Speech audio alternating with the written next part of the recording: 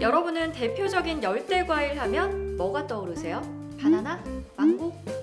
그렇다면 열대 과일 재배지 하면 떠오르는 나라는요? 우리나라는 어떠세요? 열대 지방에서만 재배되던 과일들이 우리나라 제주도에서부터 시작해 점점 북쪽으로 올라오고 있거든요. 그렇다면 우리나라는 온대기후일까요? 아니면 열대기후? 지난 시간에 지구대기 감시를 통해 우리나라를 포함한 전 세계적인 온실가스 농도의 변화를 알아봤었죠. 이 온실가스에 의해 지구온난화로 변화하고 있는 우리나라의 현재 기후현황은 어떨지 궁금하지 않으세요? 기후변화에 관한 정부 간 협의체 제6차 평가 보고서에 따르면 최근 전지구 지표면 온도는 산업화 이전 대비 1.09도 상승했습니다. 또 온실가스 배출량의 감소 없이 현 수준을 유지한다면 2021, 2040년 중 1.5도 지구온난화를 넘을 가능성이 높은 것으로 전망하고 있습니다. 우리나라도 최근 연평균 기온이 과거에 비해 1.6도 상승해서 폭염, 열대야 일수 등 더위 관련 극한 기후 지수가 뚜렷하게 증가했거든요. 여름은 20일 길어지고 겨울은 22일 짧아져서 봄과 여름 시작일이 각각 17일, 11일 빨라졌죠. 이런 기후변화로 아열대 지역에서 흔히 볼 수 있는 조류, 병해충 등이 발견되고 있고요. 농업, 생태계, 산림 등 여러 부문에서 우리나라 아열대화에 대한 과학적 근거 자료 요구가 증가하고 있습니다.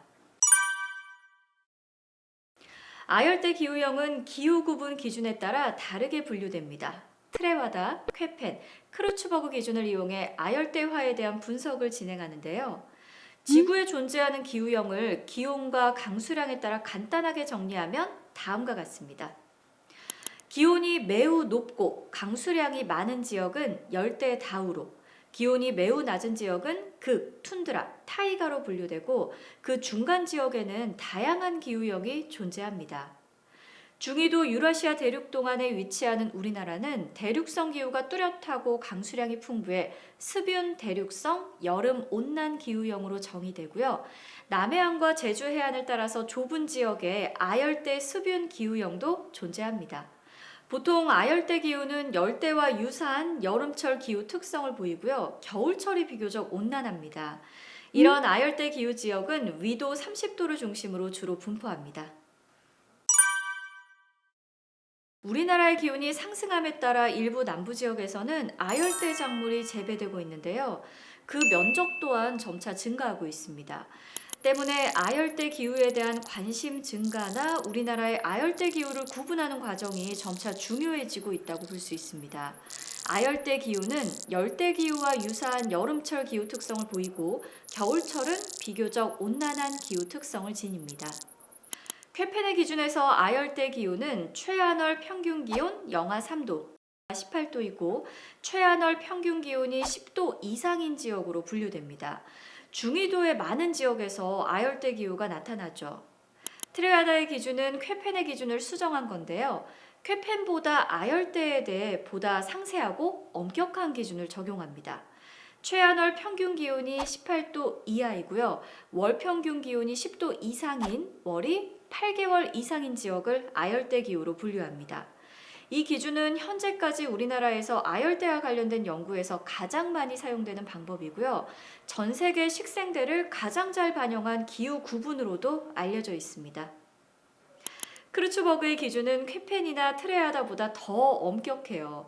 월 평균 기온이 6도 이하인 월이 없고 20도 이상인 월이 2개월 이상일 때 아열대 기후로 분류합니다. 우리나라의 아열대 기후 구분을 위해 아소스 66개 지점의 월 평균 기온, 월 강수량 관측 자료를 활용하는데요. 우리나라의 현재 기후 구분과 변화 특성을 분석하기 위해 아소스 66개 지점의 과거와 신평년갑 기간의 기후형을 비교 분석했고 상세한 기후 구분 변화를 분석하기 위해 10년별 기후형도 함께 비교했습니다. 트레와다 기준에 따른 30년 단위의 기후 구분 결과 우리나라에는 총 4개의 기후형이 나타납니다. 우리나라에서 가장 넓은 면적을 차지하는 기후형은 온대 대륙성 기후형이고요. 그 다음으로 아열대 습윤, 온대 해양성 기후형 순으로 나타났습니다. 아열대 기후를 판단하는 데 있어 쾌펜 기준보다 엄격한 트레와다 기준을 적용하면 아열대 기후형은 제주도와 남해안을 따라 좁은 면적에 걸쳐 분포합니다. 1981, 2010년에는 겨울이 온난한 온대 해양성 기후형에 속했던 울산 지점이 1991, 2020년에는 아열대 기후형에 속해 아열대 기후형 면적이 소폭 증가했습니다.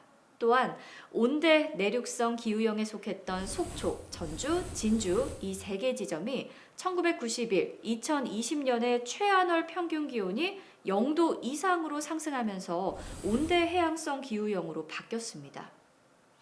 즉 기온 상승으로 인해 온대 내륙성 기후형에 속했던 지점이 온대 해양성 기후형으로 온대 해양성 기후형이 아열대 습윤 기후형으로 변화하는 경향이 발견됐다는 거죠. 트레와다 기준에 따른 10년 단위의 기후 구분 결과 우리나라에는 총 4개의 기후형이 나타납니다. 30년 단위 분석과 동일하게 우리나라에서 가장 넓은 면적을 차지하는 기후형은요, 여름이 더운 온대 내륙성 기후형입니다. 그 밖의 기후형으로 우리나라의 기후형을 구분한 결과 쾌펜 기준에 따라 30년 단위로 기후를 구분하면 우리나라에는 총 4개의 기후형이 나타납니다. 중부 일부 지역을 제외한 대부분 지점들이 아열대 기후형으로 구분되고요. 전체 면적의 약 80%를 차지해요.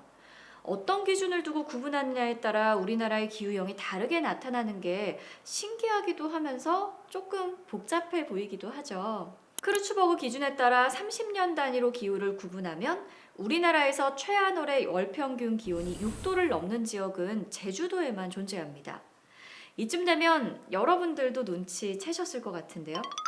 이 세 가지 기후형 구분 기준에 따라 아열대 기후의 면적 범위는 다르지만요. 공통점은 바로 과거에 비해서 아열대 기후형 분포가 더 확장되었다는 거죠. 이렇게 과거에 비해 우리나라의 아열대 기후형의 분포가 확장되고 있다는 사실을 알아봤습니다. 지금과 같은 온실가스 배출에 따라 지구온난화가 지속된다면 앞으로도 이 아열대 기후가 더욱 넓은 지역에서 나타날 수 있을 것으로 보입니다.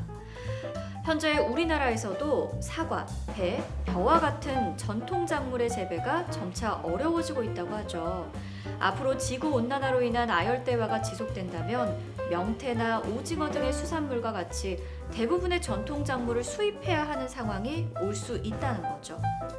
기후변화가 우리 삶에 직접적인 영향을 줄 수 있다는 거 꼭 기억하시기 바라고요. 다음 시간에는 기후변화 과학의 3요소 중 2번째, 기후변화 영향에 대해서 알아보도록 하겠습니다. 여러분, 오늘도 고마워요.